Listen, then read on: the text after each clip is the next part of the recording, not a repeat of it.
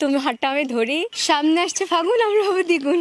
মিছিল প্রেম হোক, ভেঙে যাক মোহ, তুমি সাজো ব্যারিকেড, আমি বিদ্রোহ।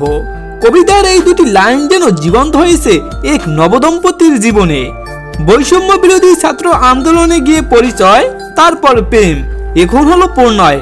বলছি বরগুনার নিলয় আনিকার কথা।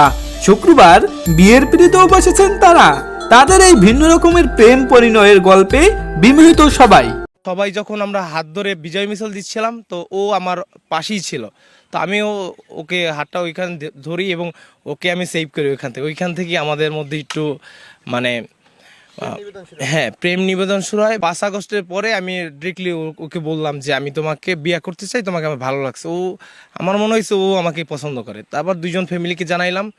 তো ফ্যামিলি বললো যে আচ্ছা তোমরা একটু অপেক্ষা করো, আমরা কিছু মান্থ পর তোমাদের জন্য মানে বিয়ার ব্যবস্থা করবো। এই 5ই আগস্ট মানে হঠাৎ করে মানে সবার মানে মিছিল, তো হঠাৎ করে সে এসে বলতেছে যে, আপু আপু তুমি হাতটা আমি ধরি, তুমি তো পড়ে যাবা, তুমি আসো।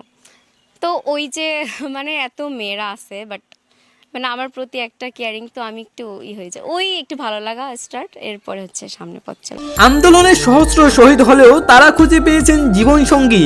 তবে এখানেই শেষ নয়, দেশের প্রয়োজনে আবার ঝাঁপিয়ে পড়তে প্রস্তুত এই নবদম্পতি।